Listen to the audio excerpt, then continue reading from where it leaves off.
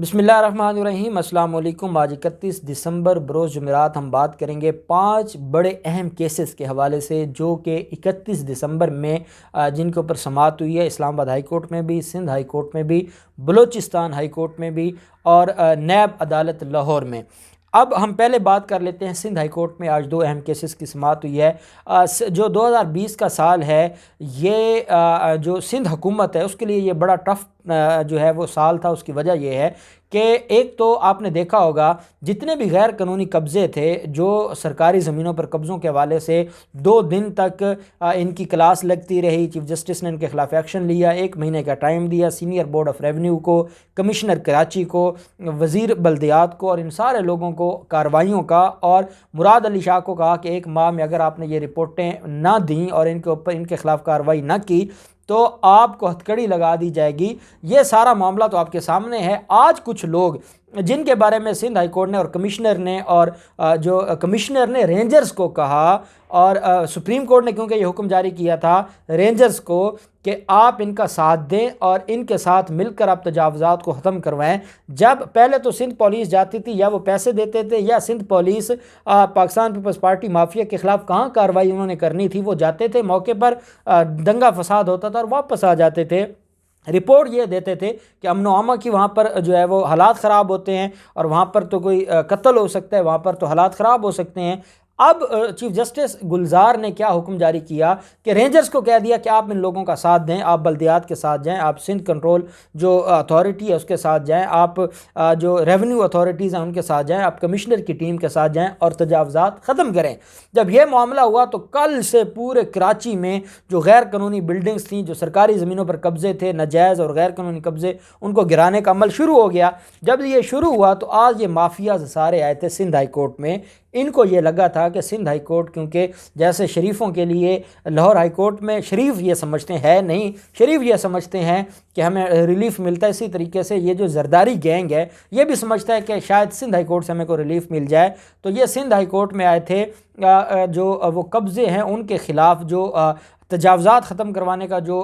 एक ऑपरेशन शुरू है उसके ख़िलाफ़ ये आए थे सिंध हाई कोर्ट में रिलीफ लेने के लिए। और सिंध हाई कोर्ट ने इनको स्टे नहीं दिया और सिंध हाई कोर्ट ने कहा है कि आप पागल हो गए हैं, आप हमारे पास आ गए स्टे लेने के लिए उन तजावुज़ात के ख़िलाफ़ जिन तजावुज़ात को ख़त्म करने का हुक्म चीफ जस्टिस सुप्रीम कोर्ट ने दिया है, 3 रुकनी बेंच ने जिसका हुक्म दिया है, हम कैसे उनके बारे में हुक्म इम्तनाई दे सकते हैं। तो हम हुक्म इम्तनाई नहीं देंगे। और जो अदालत ने उनकी जो दरख्वास्त थी, जो फाइल थी, उठा के उनके वकील के मुंह पर मारी और अदालत ने कहा कि खुदा का खौफ करें, थोड़ा सा अक्ल कर लिया करें, जब आप अदालतों में आते हैं केसेस को पढ़ लिया करें। आप उस मामले पर अदालत में स्टे लेने आ गए हैं जो मामला सुप्रीम कोर्ट के हुक्म से शुरू हुआ है, आपको अक्ल मौत नहीं है, आप पढ़ कर नहीं आते। और बड़ी रुसवाई हुई जरदारी गैंग को और बड़ी उनके लिए एक परेशानी बनी।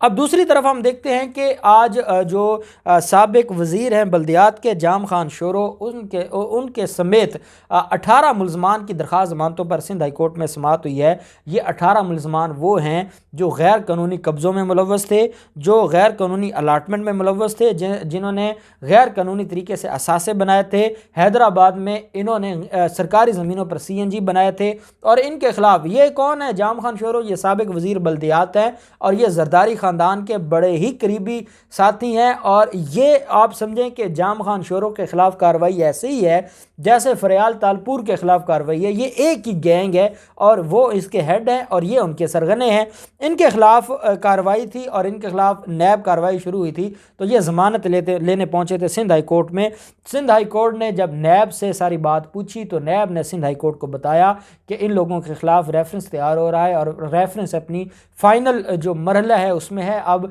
जो तहकीकात हैं वो मुकम्मल हो चुकी हैं, ये गिल्टी करार पाए गए हैं और अब इनके खिलाफ रेफरेंस फ़ाइल करना है और हम रेफरेंस फ़ाइल करेंगे और इनके खिलाफ कार्रवाई शुरू हो जाएगी। तो अदालत ने इनसे कहा, जाम खान शोरो और इनके बाकी मुलजमान के जो वकला हैं उनसे कहा कि आप बहस करें। उन्होंने कहा जनाब नहीं, हमें थोड़ा सा टाइम दिया जाए और हम जो है वो बहस, अगर आज बहस करते, अभी तक रेफरेंस फ़ाइल नहीं हुआ था, इनको ज़मानत का कोई ना कोई चांस मिल जाता,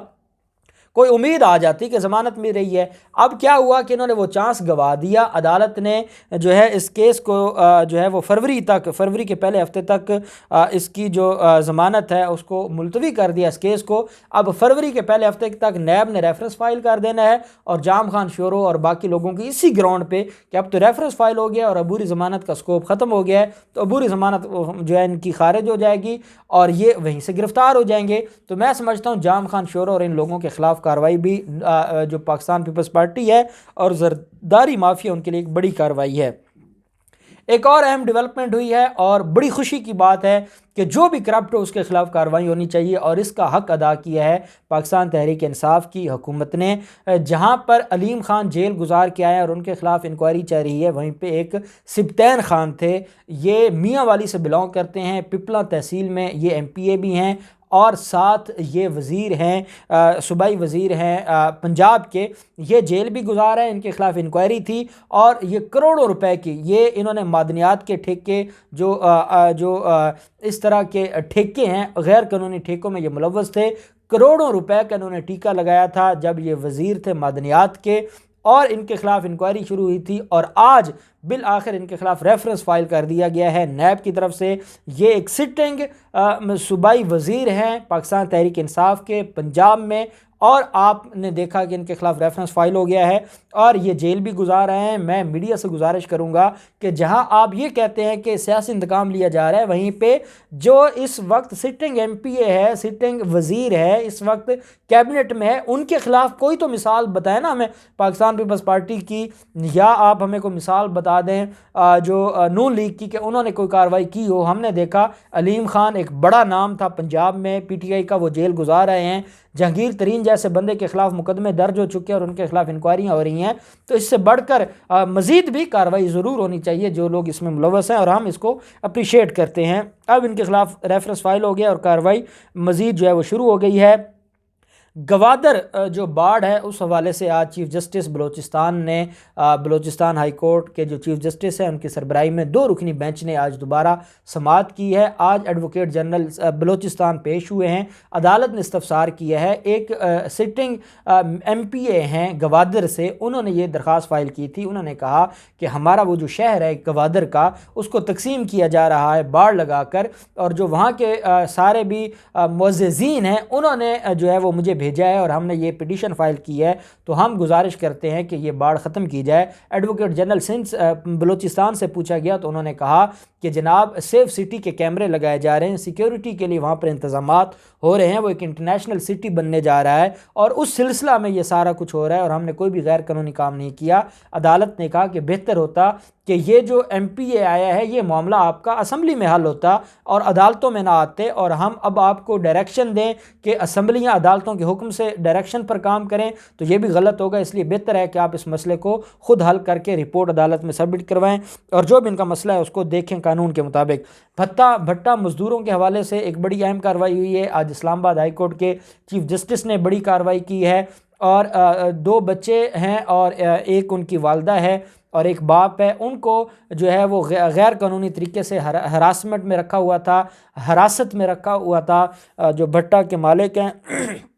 اس کے خلاف ان بچوں کی دادی نے ایک پٹیشن فائل کی تھی، چیف جسٹس نے کمشنر کو حکم جاری کیا۔ چیف جسٹس کے حکم کے بعد نہ صرف اس کمشنر نے اس بھٹا مالک کو گرفتار کیا ہے بلکہ ان کے خلاف مقدمہ درج ہو چکا ہے، اور 10 لوگوں کو، ان بچوں کے علاوہ 10 لوگ اور جو ہے وہاں حراست میں، غیر قانونی حراست میں رکھے گئے تو ان کو بایاب کروایا گیا ہے، اور چیف جسٹس اطہر من اللہ نے آج بڑی لینڈ مارک ججمنٹ دی ہے۔ جو اس طرح کی جو زبردستی مزدوری کروانا ہے یا جو فورس لیبر ہے اس کے خلاف، تو وہ بڑی اہم ڈیولپمنٹ ہوئی ہے۔ اور ساتھ خیبر پختونخوا میں جو ایک افسوسناک واقعہ سامنے آیا ہے، اور وہ ہے مندر کو جلائے جانے کا اور اس کو مسمار کرنے کی جو کیا گیا ہے، اس کی جتنی مذمت کی جائے وہ کم ہے۔ اگر کوئی معاملہ تھا تو اس معاملے کو کسی طریقے سے حل کیا جانا تھا، نہ ہمارا مذہب، نہ ہمارا دین، نہ ہمارا ملک کا جو لا ہے، لا آف دی لینڈ، وہ اس بات کی اجازت دیتا ہے کہ ایسی کوئی کارروائی ہو۔ اس سے کیا ہوتا ہے، اب دیکھیں اس میں JUIF کے لوگ بھی تھے اور مقدمہ درج ہو گیا ہے، 31 لوگ گرفتار ہو گئے ہیں، تو اس سے یہ انڈیا پوری دنیا میں آج دکھا رہا ہے کہ یہ ہے پاکستانیوں کا چہرہ۔ جیسے پاکستان وہاں مسلمانوں کے ساتھ کشمیر میں زیادتی ہوتی ہے پوری دنیا دیکھتی ہے. آج پوری دنیا میں یہ دکھایا جا رہا ہے کہ مسلمان پاکستان میں جو ہے وہ جو مسلمان جو باقی اقلیتیں ہیں جو ہندو ہیں ان کی عبادت گاہوں کو گرایا جا رہا ہے, وہ محفوظ نہیں ہے. یہ چاہے کوئی وہ لابی تھی جو پاکستان دشمن لابی ہے, پاکستان کو بدنام کرنے کے لیے یہ سارا کچھ کیا گیا ہے, جو بھی ہے اس کے خلاف کارروائی ہونی چاہیے. اور چیف جسٹس آف پاکستان نے 100 نوٹس لیا ہے, 5 جنوری کو رپورٹ طلب کر لی ہے اور 5 جنوری کو اب اس کیس کی سماعت ہوگی. اور جو وفاقی وزیر ہیں مذہبی امور کے, انہوں نے بھی کہا ہے کہ سارے لوگوں کے خلاف کارروائی ہوگی. اور یہ بڑی خوشائند بات ہے کہ ان سارے لوگوں کے خلاف کارروائی ہو اور ان کو اب معافی نہیں ملنی چاہیے. انہوں نے نہ صرف اسلام کو بلکہ پاکستان کو بدنام کرنے کا یہ ذریعہ بنے ہیں. اللہ پاک پاکستان کا حامی و ناصر ہو. بہت شکریہ. اللہ حافظ. پاکستان زندہ باد.